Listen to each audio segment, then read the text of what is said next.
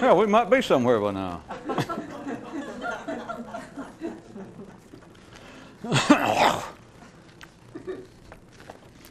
Oh, I feel that I should point this out. Just before I came out tonight to read the news, I called my personal psychic and was informed that there were some items had been included in tonight's stack which are extremely dangerous and highly irregular. And I did not have time to go through them, so I just felt it incumbent to warn you also. And now the news. One guy asked another, in what way has the body been a bad influence on the mind? And the second guy thought to himself, that's the damnedest question I believe I've ever heard. In what way has the body been a bad influence on the mind? And the guy who had asked it answered it. When the mind came along and saw how beautifully the body worked, totally mechanically and without any thought, it decided to imitate its operation.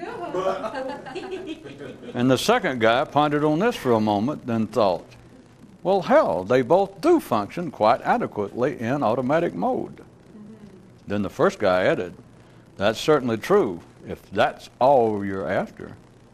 And the second guy thought the question to himself, all you're after or all you're satisfied with?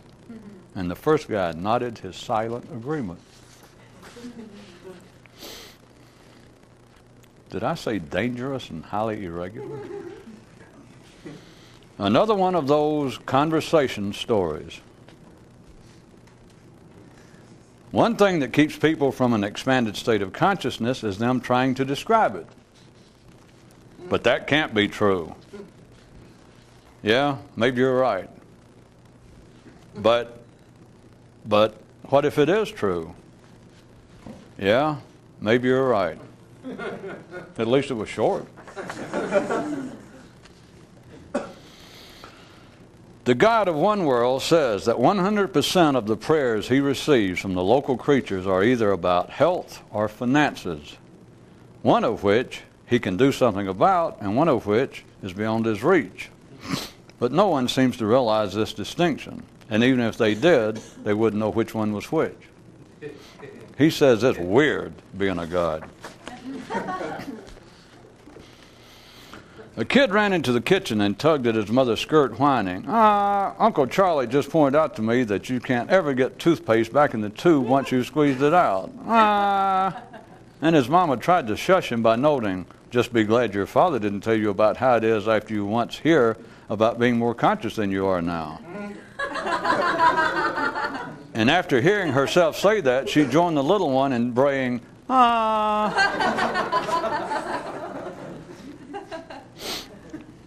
A strategic battle plan dialogue. One man used to fight thoughts, then took on words, then turned his attention back to thoughts, then back to words, and like that. Like what? That. That what? Like that, damn it.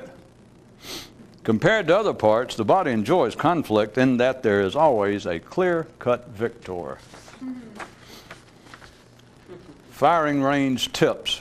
You can aim your mind like a pistol, you can aim it like a flamethrower, or like a swamp. It's all up to you, other than the fact that it's not, and they're all the same anyway. Pull! As part of his education, one father patted the TV set and said to his son, remember, boy, if the programming sucks, at least be sure the reception's good. And if you can't get good reception, only watch programs that at least you might potentially benefit from. Get my drift? And the lad nodded yes, assuming that the old man had patted the head of the TV as a metaphor for someone else's, and had purposefully omitted mentioning the further alternative of simply not watching the thing. Visitors and residents. To one To one's more stabilized consciousness, it's as though the mind is always out of town. It's alleged that on one planet, as punishment for some damn thing or the other, the local creatures were made quite aware of where their minds came from and where they could possibly go. Another history of the progress of man. He traded in rocks for words, then swapped words for metaphors, then traded metaphors in for scientific specificity, and on the fourth day attempted to rest. The parallel history of the few is that they struggle to somehow circle back in on and up ahead of themselves, never content for one thing to be representing another, when they're convinced that things could yet represent themselves, including themselves. It takes a blind man and his deaf brother on a porch to be able to take bustling gridlock, no matter how bustling, to be the sights and sounds of the Daytona 500. One man asked life's local conditions, "Can we agree on one thing?" And they replied, "Certainly, as long as it's my one thing." When the mind of the simple doesn't know what to call itself, it'll call itself God. And when the mind of the more sophisticated doesn't know what to call itself, it'll call itself thought. And the mind of the more conscious knows not to ever call itself, if it's going to call collect. Once upon a time, there was this group of people who kept getting a mystic drunk in hopes that while in this condition, he might slip up and tell them the secret. But foolish old people, didn't they realize that in such a condition he couldn't tell them? And by the way, even if this is just a made-up story and no group of people ever tried to do this to a mystic, think on this. Individual people, would-be mystics even, will get themselves drunk in the foolish belief that might help them discover the secret. Once upon a time, a boy asked his father, "What is the difference to a real mystic between a drug and a systematic discipline?" Definition from our sports desk. Thinking. The world's only game which can never stop, lest it not start up again. A gentleman from Copenhagen writes, "Does this strike anyone strange besides me, the fact that while thinking can drive you crazy, you can't go crazy unless you can think? Is it just me? Have I been in the cold too long or something?" The life of man's collective consciousness is like a gigantic balloon character in a parade. In fact, a balloon so large that it is the parade itself. And this humongous balloon is filled with nothing. That's right, absolutely nothing. And yet, dear friends, the damn thing rises up, flies, sails and survives, kept aloft by nothing more than you, the marchers and spectators, imagining that it is.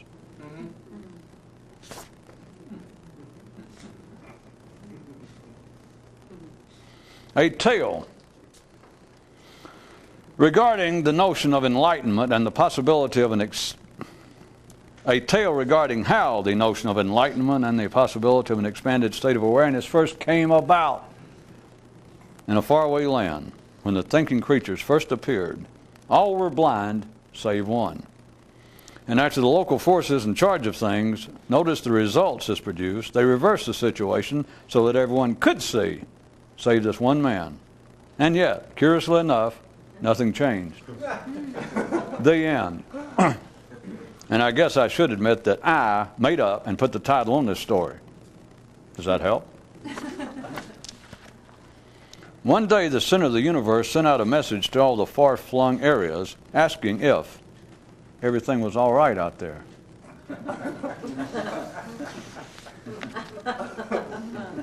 Health watch. Without friction, the mind won't work, the eyes won't glaze, and the head won't spin, so watch it. When it comes to the collective consciousness of man, it's everyone's responsibility to help prop everyone else up. Those with a bit more animal spunk fear and hate the government rather than God. Even if what everyone else is talking about is a waste of time, if you think about how it is, then they've sloshed some of the slop on you.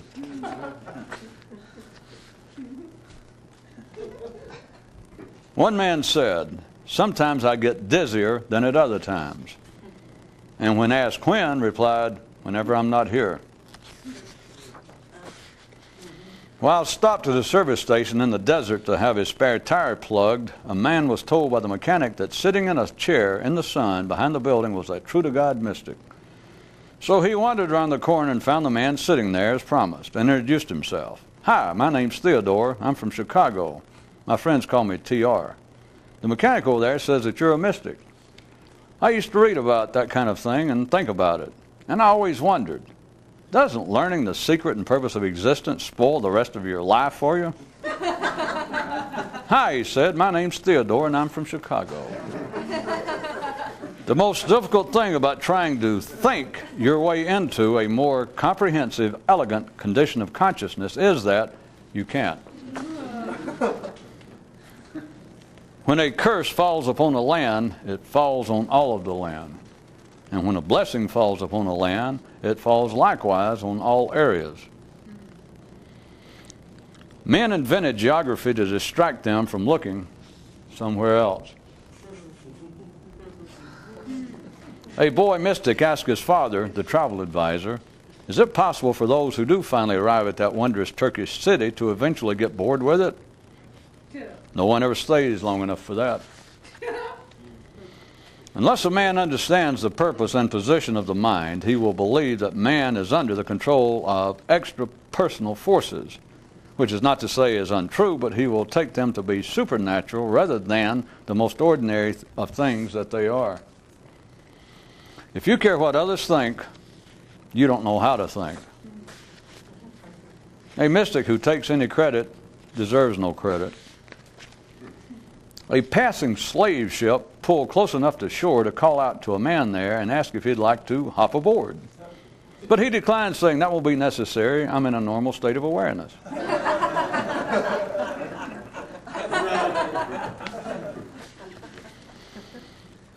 Arousing one morning from sleep to find his mind again already at work, busy with usual affairs, a man sighed and thought, "It's becoming too clear for me to ignore. Once a whore, forever a whore."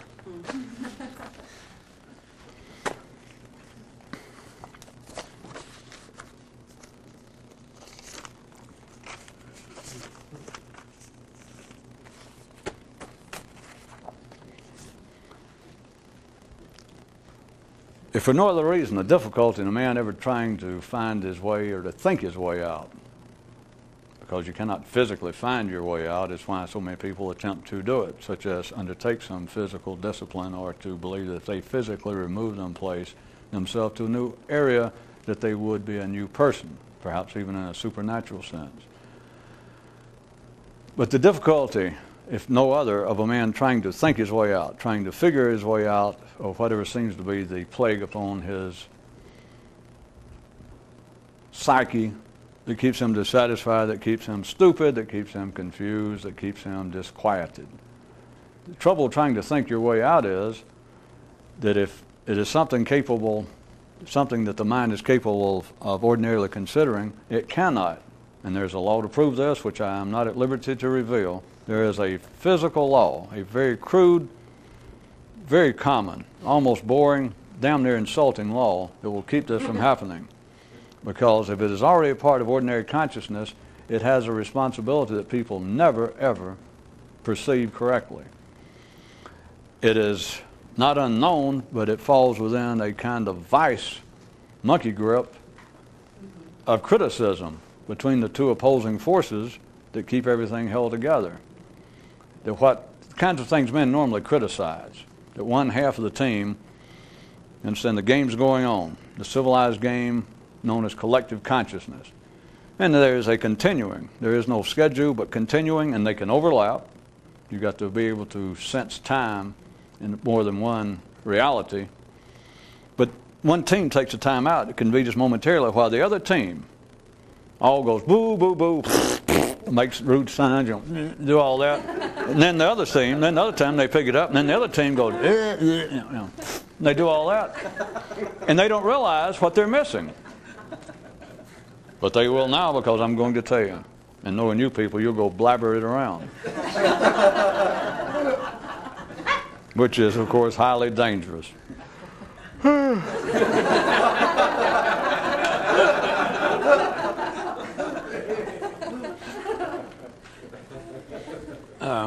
Well, one of the news items that got slipped in that point out that when it comes to collective consciousness, part of everyone's responsibility, and I did not add the modifier, part of everyone's unrecognized responsibility, is that everyone is helping prop up everyone else. That is, that everyone is helping prop up this structure, this balloon. See, there were several items tonight connected with it. I said at first collective consciousness was like this gigantic balloon in the parade, since I've been calling human existence moving right along a parade. But then the item went on to say, nah, it's too big for that. It is so big, in fact, the balloon is the parade. And then I point out that this balloon, as miraculous as it may sound, as huge as it is, that it takes up all of human consciousness, that the balloon is filled with nothing. Nothing. Well, it's filled with nothing other than those involved, which is everyone. It's filled with nothing other than humans imagining that it is filled with something. Now back to the other one that pointed out that when it comes to collective consciousness, the whole structure, for those who understand it, when I say civilization, you understand that I am by no means limiting it to the physical reality, to the buildings and the mortar and the bricks and the armaments of civilization. That's part of it, but that is the kindergarten tinker toys, building blocks. That is the simplest part. That's just almost an afterthought.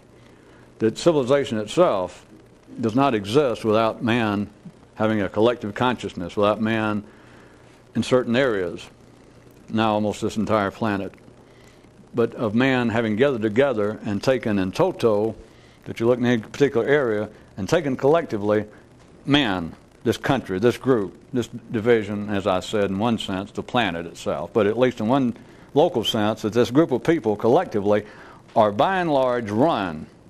They're run primarily by the mind as opposed to the body.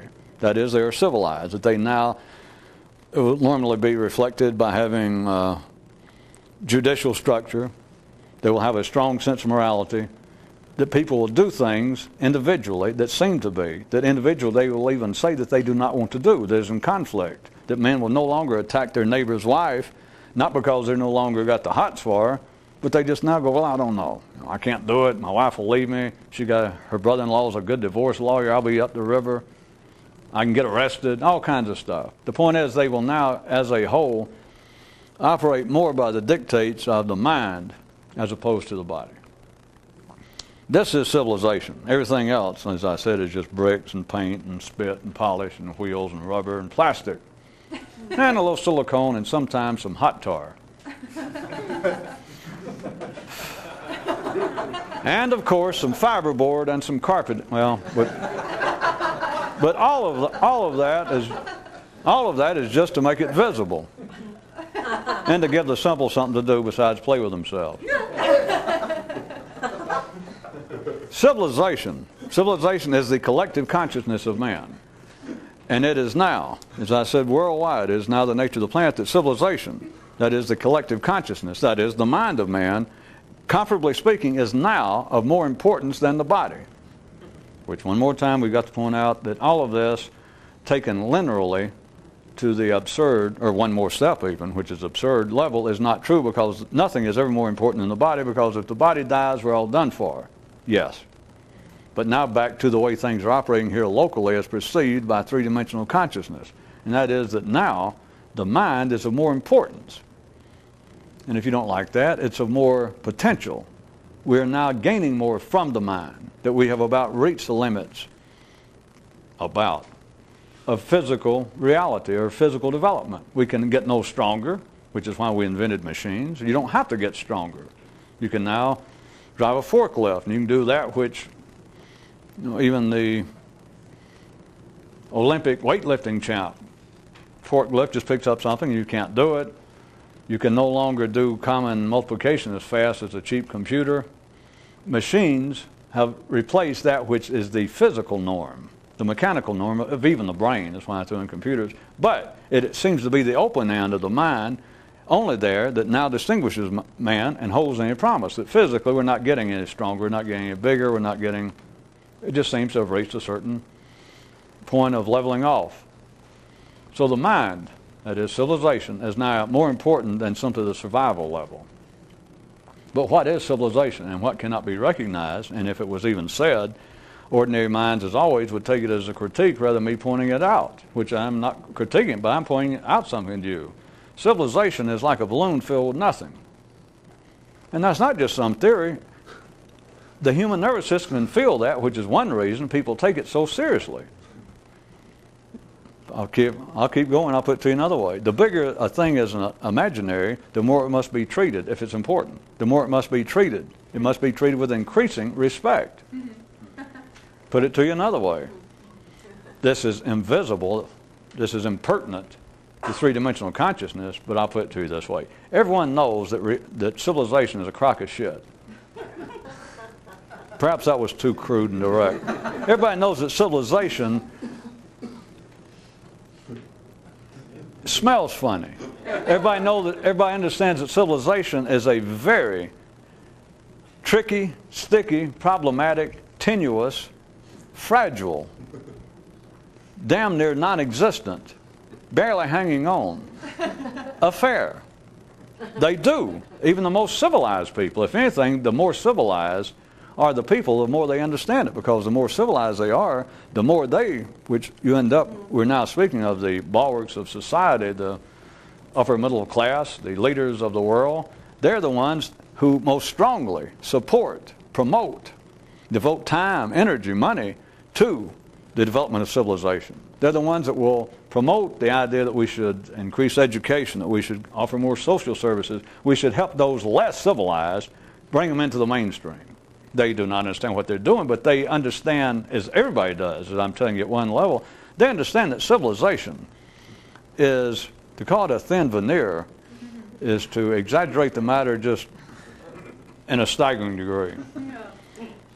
And everyone understands this. They know that it is just a thin, very thin something or other. Ordinary people would say morality, fear of justice, fear of retribution, all sorts of things. But they understand that this thing we call civilization, the whole thing, that it is everything wrapped in one. It's progress, it's technological evolution, it is creature comfort, it is ease of life, it is greater longevity, less fear of terminal illness, as I used to say at an unearly age. At a too early age. It is civilization itself. It is everything that you would say, that an ordinary mind would say, civilization is everything that man's unique talents have produced that no other animal can produce, regardless of what we may have internally, regardless if they've wanted to argue that no, man has some sort of cosmic spirit or some sort of godlike muse within him, or maybe it's just his mind, but there's something internally that distinguishes us from animals. They may admit that, but it means nothing. What means something to them is that which to them is the big part of civilization, that which seems to be the manifestations of whatever our unique ability is. All the things I was just mentioning. But they do know. They know that it must be protected. That is why the further up you go, relatively speaking, in the sophisticated, civilized chain, food chain in the parade of ordinary people, the further up you go, the more civilized are the people, the more they understand that this thing is shaky. Who fears the most the collapse of civilization? Now, this has been pointed out by people, as always, they get it wrong. They do not see it bluntly. To answer my own question, who fears most the possible collapse of civilization is those with the most to lose, the upper class. And an ordinary man can say, well, that's obvious. I mean, the poorer classes, the underbelly of societies, what do they care if civilization collapses? They just live in hand to mouth? They don't care. No. That may or may not be true, but that's not the point. They don't see it. It's too blunt. The more that they are, in a sense, reaping the fruits of this imaginary tree, the more they don't want anybody shaking this damn imaginary tree. They don't want people down that might turn out to be humanoid termites. That is, those who are not up there, balanced on the upper branches and sucking on the delicious imaginary fruit. They don't want people down there that might be hacking away at it and going, well, screw those people up there. And so the more that you are reaping the benefits of this imaginary parade and balloon of civilization, the more you want everyone to join in. And of course, when you're at the fringes, why I was pointing out, which is not really the point anymore, but everybody's got a piece of the fringe in them, and the fringe is still with us, is what I was pointing out, that the underbelly, speaking sociologically, which you understand from last time I wasn't speaking sociologically, but they could have called it that, it is the outcast or the fringe elements, those outside the mainstream of the parade, are the ones that say the main part of the parade. They oftentimes say the art, the literature. And by art, it's like the spiritual message that seems to be coming from them. Their encouragement to be more civilized. The underbelly, the fringe of the parade always says, well, what's coming from the heart of the parade, what's coming from the mainstream, is irrelevant. It has no relevance to my life. And that frightens the rest of the parade. It's, by the way, the fright is, as far as the whole parade, the fright is unwarranted. I mean, I can't prove that. It's not my job to prove it. If I could prove it, I wouldn't prove it to them, because sure enough, things would fall apart. Because they're supposed to say it's frightened. You should encourage it. If you find out that the bankers in your community and the mayor and everybody says civilization may be falling apart, or our local community is coming apart, and it's getting too dangerous for any of us to walk down the street or this and that, and we need to take action. If you happen to be walking by, holler, right on. You know, take that action, good people. Count on me, and then get the hell out, go on home, go about your business. But I always encourage it, just because locally, as you know, spasmodically, it's like the same thing of certain areas of your body dying and aging faster than other parts. Locally on the planet, there are places that are dangerous, and there are places that fall apart. No big deal.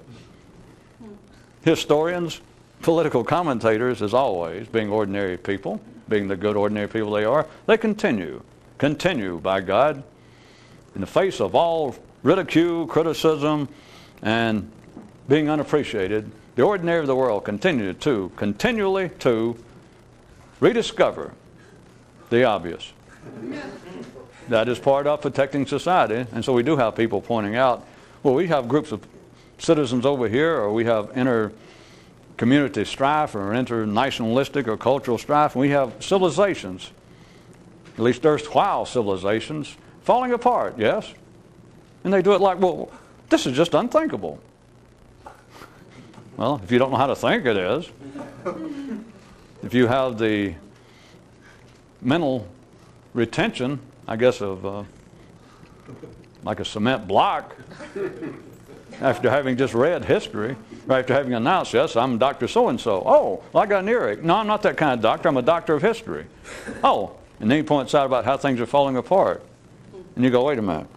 You said you're a doctor of history. That means that you actually read some history books and studied and shit like that. And he goes, oh, yeah. Locally, just what I said is always, locally, are always groups of people exploding, dying as an identifiable group. So that's not to say that does not happen. The parade is not dying. The whole thing is held together, but if you understand the whole thing in a quite real sense, not a critique, not in a sense of me criticizing it, which, let me point out again, but now some of you should find your own way to benefit from realizing this on your own, because you do it to yourself. It's not just me arguing with ordinary people, even theoretically, but when I say that if you point out the nature of life, people, ordinary minds, will either hear it as criticism or they won't hear it. They got no choice. It's not stupidity individually on their part. But if you tell somebody, let me point out to you the way government works. Let me point out to you the purpose of so-called sociology. Let me point out to you what civilization is about. They go, okay, yeah, I like shit like that. What is it? And you make some comment. If they hear it, if they find it of any interest, if it plucks at the wiring of their nervous system upstairs, their mind, they will find it to be a critique of some kind. They got no choice. They go, yeah. It's why I waste so much damn time saying this is not a criticism. I'm not picking on religion. I'm not doing this or that. I get sick of hearing it. But now, I guess one of the dangers, people that been listening to this, you just hear it now as me saying, and yeah, man, and it's just like part of the conversation. But you shouldn't do that, because you do it to yourself. As you try to notice something, and your mind will try to join in. If you try to look around and realize something afresh, something about you or something about the nature of life, and you think, I'll be damned. Something new that's almost wordless. It's almost a consciousness of some ordinary aspect of life, but in a way now freed from ordinary comment. If you do not watch it, your mind will immediately go, yeah, hey, yeah. And you think, yeah. And it has turned immediately into a form of criticism. And criticism just a word, but the thing about criticism is you have now distracted, you have now blinded yourself from that which you may have had a partial glimpse of. Because as long as you're criticizing, you're not seeing whatever it is you're looking at. So, back to what I'm saying, what I'm going to point out is ordinary people could say, well, yeah, that's true. By God, tell them. No, it's not a by God, tell them. It's not a criticism. But civilization is compared to the body, compared to the survival instincts, compared to the existence and reality of man's physical life. Civilization, the world of the mind, is imaginary, comparably speaking. But it doesn't make any difference. I mean, what if that is absolutely true? What if that's the truest words ever spoken? And I said, everything that man has accomplished since he came from the swamp, or since he derived from an orangutan, since the mind started, everything he's derived since then, since we were out there brutish animals out there, not much better than the primates. Everything we've done since then is an illusion. It's just, well, it's an imaginary. I mean, it's there, but it's imaginary. We built the whole thing just on imagination. Now, what if that's true? So the hell what? What difference does it make? Except an ordinary mind, if they heard that, they'd go, yeah. And of course, they obviously, I mean, by saying yeah, it's obvious they're, as if we need it, they're admitting that they've got probably more than one severe criticisms of the way life operates in general. Thank you. Yeah. See, that was a sarcastic understatement. They probably have sundry, if I may be so bold.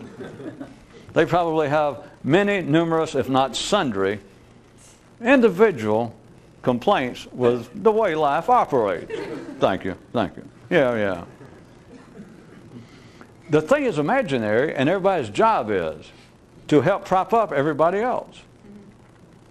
Now, I can explain this. I guess I will. I can drag out examples from anywhere and everywhere of how this operates. And again, it will sound, whatever I pick out, will sound like it's a criticism of some type person or some group of people or some institution, whereas it's not. But if you hear it that way, then you can't get any further. You keep thinking, well, the whole thing about being more conscious is a criticism of life. I keep saying, no, it's a criticism of limited awareness. And so you could say that there is room to say that, no, you couldn't. Yes, you could. I'm not back to playing those two parts. Now that goes with the news item. Okay. Do.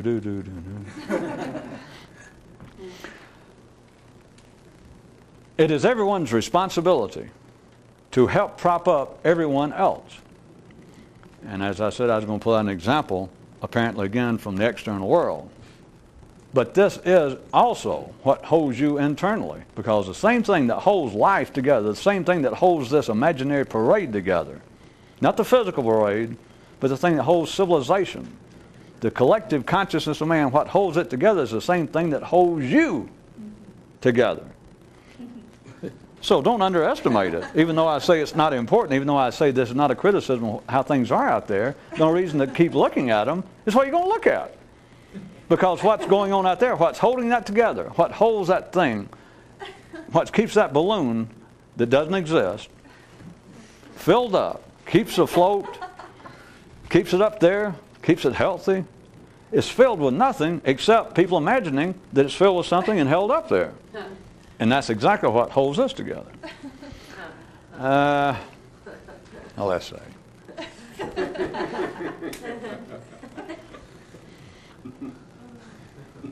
All right, I can think of two right out of today's news. Right out of today's news, here it is. January the 14th, 1952. And this was in, I believe it was the morning paper here in Oslo. But at any rate, you people probably saw it. It was on the news. It was on the radio, those of you that have a wireless. It's coming in at least, well, some of you I know have short wave who live outside the metropolitan area, but it was coming in on Radio Free Argentina also, for those of you who can pick that up. There were two news items I can think of right now.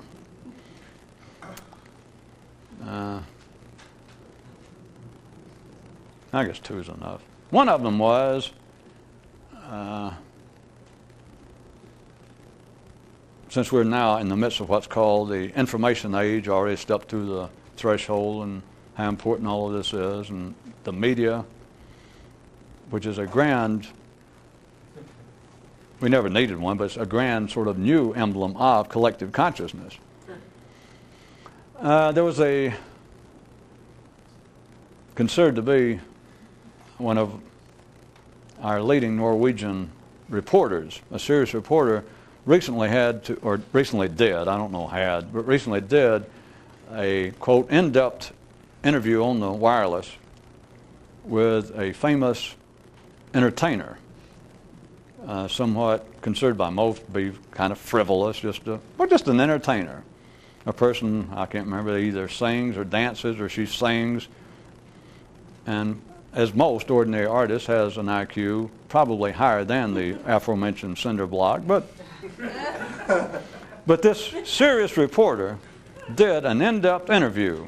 And those of you that have ever heard an in-depth interview with almost anybody, but especially in sports and entertainment. But to my understanding, it was like an hour, and I'm sure it was good for the ratings because it's somebody's a popular figure. And this important figure, a reporter, spent the whole hour of a show interviewing this famous person. It was sports or entertainment, whoever it was. And according to the reports, there's already this thing's expanded since last night or night before last, whenever it was on. That in the midst of it, the reporter had to start asking, or I keep saying had, I don't know who wrote the show, but began asking personal questions of the sports figure, the public figure, about his or her sex life. And supposedly what the report is that they prefaced and tried to excuse themselves like, here I am, a serious reporter, but I feel obliged because I know, this is what people's always done since Herodotus. The reporter said, now I'm here on a serious assignment because you are an important figure, and I've been asking serious, important reporter-type questions, but I can hear right now, out in the Heatherlands and out in Finland and up further up close here in the wilds of Norway, I can hear people out there in the Hitherland sing by their radio saying, ask him about his sex life, because there have been so many rumors. So the reporter tried to protect himself. You know, I'm an important reporter. That whole thing has already happened. Like I said, in the last 48 hours, the papers are now full of immediate attacks. Worse than just my reporting of this, but immediate attacks of now poo-pooing this reporter about, well, you may have thought you're an important reporter, and I understand that the network or whatever the station was has got to keep the ratings up and got to stay in bit. We understand that.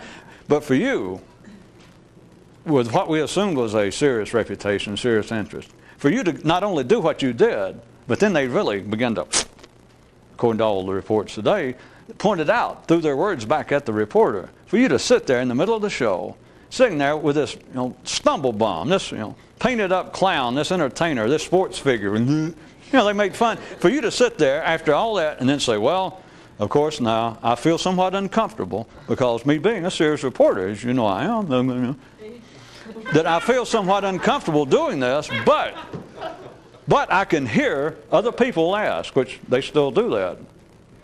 They'll be doing that. I bet you as far from now, I'm just going to guess. You know I'm not in the business prognosticating. I bet you as far ahead as 1995 or you wait and see. They'll still be doing this kind of thing. A reporter will go, well, now look, I appreciate your response to my question, but I can hear people out there in Radio Land, or I can hear people out there in the Hitherlands of Norway saying to themselves.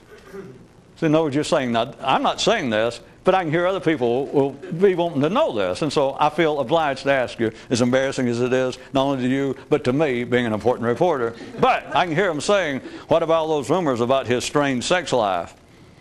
So now they stuck it to the reporter like, you blew any credibility. In other words, you had a position in this structure of civilization in our society. You were a somebody. You even stated it. You were even aware of the fact of your position, that you said, me as a serious reporter, and they just knew that I'm getting on ground, whereas my position, my imaginary spot within the molecular structure of this invisible stuff filling up this invisible balloon we call civilization or our local society, I'm about to put it in danger, and I can't help it.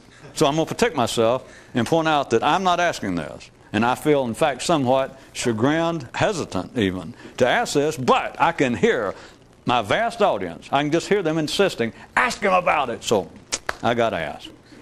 Now, the next day, the reporters are saying, you blew it all, and so now this reporter is really getting skewed by the press, by his own fellow persons, by other people outside.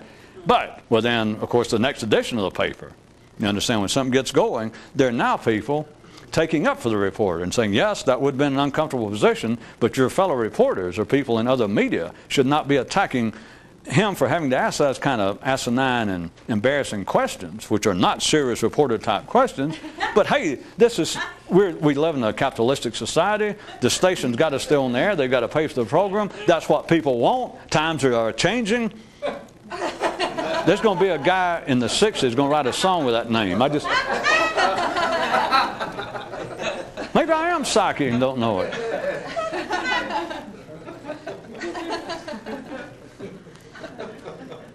There are now people attacking the attackers of this reporter.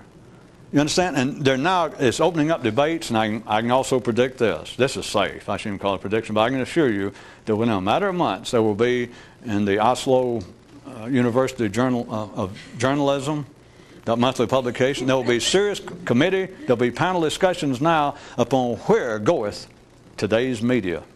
There'll be important panel discussions on how much should a serious reporter bow to market pressures. There'll be important things because it has reached the point that it was easy last night or when it was on to laugh at this reporter, like, well, you've blown it. This is it. You'll never be able, forget your, attempted excuse and protection of saying, I don't do this, and this is what other people, whatever reputation you had as a serious journalist is gone. It cannot be retrieved. It is gone. Then people have picked that up and said that's not fair. And so now you have a whole structure within a structure about things are changing. That it's not the reporter's fault. Let me throw in another story, and then we'll see if we can put them all together. That's a figure of speech. I can put them all together. I'm just taking them apart temporarily by talking about them. You cannot separate Siamese. It's not twins. What's the word? I can't, for 6 billion people. But it's not twins and it's not triplets. Well, you know what I'm talking about. You cannot safely separate them. Not after birth, not before birth, not during birth, and not in a windstorm especially.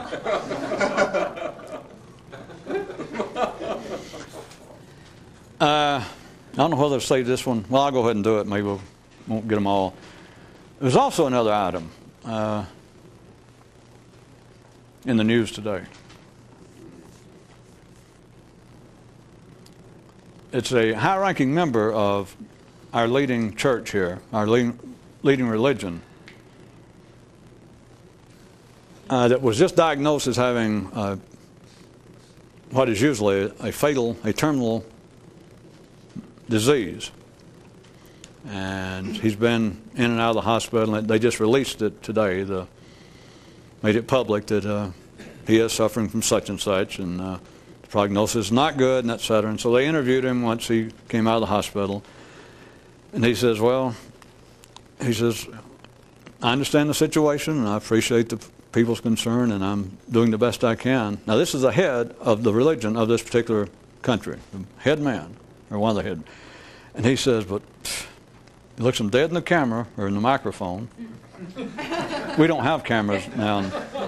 And he says, but now this is quite serious. And if you'd seen it, you wouldn't have laughed at the time if you'd been an ordinary person. And he says, but it can be hard to practice what you preach. Well, that's touching. Well, ordinary people, it's supposed to be touching until you think about it. He's the head of the religion, and it could have been something else, but religion is just the best always example to include everything from art to politics. There is the head, the leader to the minds of all the people, the millions of people of this one country. It could have even been larger than that. But the people, the one man that they look to for guidance, the interpreter of God's will, the interpreter of right behavior, the interpreter of those kinds of actions, thoughts, that leads to a greater and greater expansion of civilization. Of course, religion calls it something else, but a more Christian or more religious life, a better life, even here on earth. And he says, well, yeah, but it's hard sometimes to practice what you preach. And they roll him away, and I'm sure some reporters and people, what a guy. Like, boy, until you think, what do you mean, what a guy? If you had some kind of cold-blooded, objective, non-personal to him, ability to think, you'd go, not what a guy, you think, what a goddamn guy. What a goddamn nervy. What an insubordinate. What an insulting guy. Think about it. For him to say, and we're still talking about the same thing, about everybody's in charge of propping everybody else up. For the man that everyone else has looked to for leadership, and him say, well, I got to tell you the truth, it's hard to practice what you preach. And of course, I'm being theatrically melodramatic. With ordinary people, it's not hard to practice what you preach. It's impossible. And so right away, the point is there is no proper basis for my sarcastic remark, even if it seemed that way. So that's a given. You got to remember that. It's impossible, except ordinary people do not think that way. They think that it is possible. They think it's what we're aspiring to. And without question, they think the head of their church, whoever is the highest ranking emissary between them and the great one, God, if he hadn't said that, you do not normally think about, the mind cannot think about, it would begin to eat at the tree of civilization. It would begin to shake the foundations of the particular institution, in this case, the church. But here it is, the head guy says, well, it's hard to practice what you preach.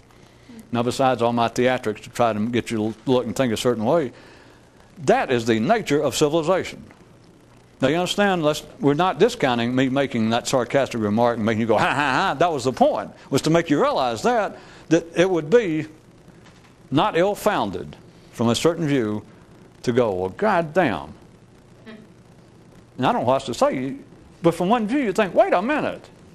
All my life, the church has meant so much to me. It's the times when things went wrong. Or when I'm around thinking, I wish I could do better. When I felt inspired at all, it was always on the basis of trying to do whatever the religion is. And here it is, the guy, the spokesman on earth for God in this religion, just because he's dying. I mean, it's not like it's something important. Just because he finds out he may be dying. He's 80 years old, he looks at us and goes, it's hard to practice what you preach. From one view, if civilization could expand collectively more, just instantly at one time, everybody's sitting there listening to him, especially the faithful. He wouldn't have to worry about when he's going to die. They would have leaped up and choked the son of a bitch to death. Like, well, goddamn, how dare you say that to me? That is one not untoward view. It doesn't happen. It's not supposed to be that way. But think about it one more time to get the point so I can shift it over. For the head guy, the spokesman for God, to tell you, he's saying it personally now. He's not talking in some theoretical way about the flock. He's talking personal because it's him dying. And he says, it's hard sometimes to practice what you preach. And you think, wait a minute. This guy has been in the church since he was 12 years old, worked his way up. He's been there at the head of this now for decades. I worship the man. I got his picture at home, and I think sometimes when I'm having problems dealing with my temper or something, I think, what would so-and-so do? Cardinal or Pope or whoever he is, so-and-so, what would he do? And it kind of inspired me. And there he sits, staring at me, looking at me dead in the eye and saying, it's hard to practice what you preach. At the conscious level, as ordinary people call it, it never crossed their mind. It is for them, but for him to say, what he's saying is, this whole thing's a crock of shit. Because if the head man says, sometimes it's hard to practice what you preach, it's because of a shift in circumstance. That is just because I found out I'm dying, I got to tell you people the truth. You know, it's not as easy being, God's head man and being as smart and brilliant as I am, because he's not smart and brilliant. He ain't God man. He's part of a collective imaginary balloon, a structure in which everyone must prop everyone else up. And thus no one ever stands up and says, wait a minute, you mean just because you're dying that you're going to look me in the eye now, after all I've been through, after all you've meant for me, after all the church, this institution meant for me, you're going to tell me, well, sometimes it can be hard to practice what you preach. See, none of this can happen. But in you it happens, and you can see it. And if you see it, you got some chance of being relieved from running around and around and around and around and around and around and trying to think your way into some more elegant, some more comprehensive state of consciousness. And as long as you do that, you are playing every one of these same games in your own head. And games, I mean that in not the cocktail psychological sense. You are still supporting this same kind of imaginary structure. You are rolling yourself out of one area over here in your brain. You're rolling yourself out. You're this little old withered guy with a red coat or however he dresses. You're the head of your church. You're the head of your belief system. And today, you may not be physically dying, but you've got, as us mystics call it, kind of the spiritual red ass. Just kind of, and you just think, oh, life sucks. And you kind of roll yourself out and you think, well, wait a minute. I've been trying to walk this great mythical path for all these years. I can't be like this. I know better than this. And you kind of turn to your other part of your mind, and that part of your mind goes, well, yeah, but sometimes it can be hard to practice what you preach. And you go, well, that's true. You goddamn idiot. How can you call yourself that you're on to something when you can do that to you? Forget them out there. That's one thing, to let a little old man in a red coat or a green coat or somebody to pull the shuck on you. That's easy to comprehend. That's easy to pick on. That's easy to rail against. In fact, it's easy to get away from. But what kind of, I don't know, sort of more vigorous, more active idiot will do it to himself? You understand? Of course, that's backwards to everybody else, because everyone else, ordinary minds, as always, they get it turned the other way. Ordinary minds believe that institutions, civilized people, sane people, they believe that if in any way you're going to be misled, but for whatever reason, it's going to be your mind. That is, probably subconsciously you'll be misled, but it's not going to be such sacred, such admirable institutions as the church. In other words, the church is not going to mislead you, or the government, whoever you take seriously, the family, your community. They're not going to mislead you. If anybody's going to mislead you, it's in here. I mean, you don't mean to, but it's going to be some quirk in you. It's going to be some subconscious motivation, some kind of childhood forgotten trauma, some repressed memory. You understand how they'll turn it backwards? They will never look out there and go, wait a minute, you people are pulling the shuck on me. They're not, but they can't even look there. I thought that would help right at the end, but shows what an idiot I am. Nothing helps at the end. That's not true. That's not true. But we don't get into sexual affairs. Is internally, you will play both of those games on you. You will do that reporter scenario, that you will think thoughts which amount to an interview. You'll think thoughts that, as far as you're concerned, is unworthy of you, a serious reporter. Do I have to make this? We're back to the original story, the first story, remember, that you are being a serious reporter, and now you stand in the line and you look over right above the chewing gum and the candy is this cheap newspaper that says, "The secret sex life of so-and-so finally revealed."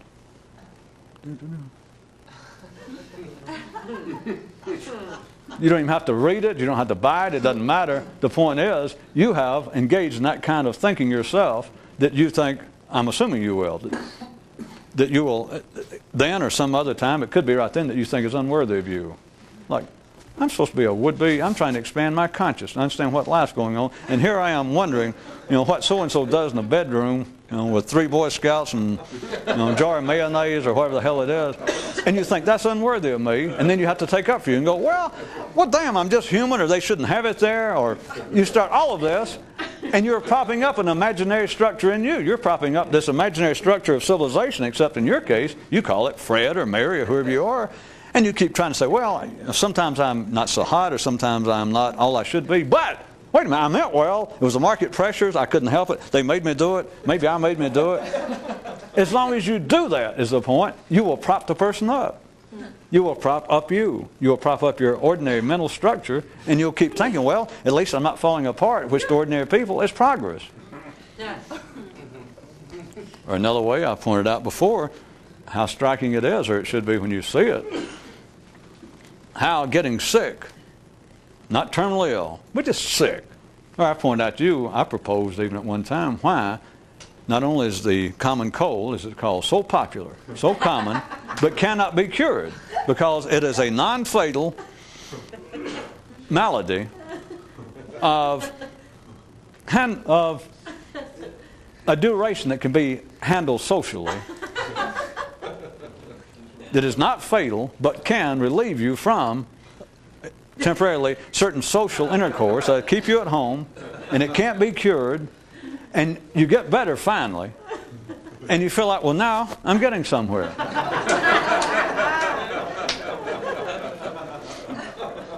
That is the nature. That is a prime example. Once you begin to see it, that's just one. I could take other things.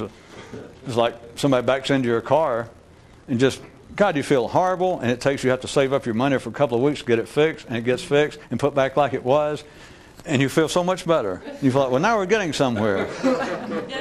It's a kind of, shall we say, at least questionable sensation or appearance of progress. Except once you see that, then the rest of it fits also, that the whole structure is imaginary. And in your one lifetime, at the ordinary mental level, it's not going here nor there. And so one reason people enjoy sickness, as I was pointing out, non-fatal, is they can get better and think, well, by God, I'm getting somewhere. What do you mean getting somewhere? All you are is you're back where you were 2 weeks ago before you had the sore. Or your car is now fixed back up like it was before somebody backed into it. Oh, no, leave me alone. And it's true. Leave me alone. Because it's like, well, what are we going to do? Don't fool around with me. I don't fool around with anybody. Trouble is, you don't hardly fool around with yourself. Watch it. That's the end of the tape where they're making extremely rude gestures at me.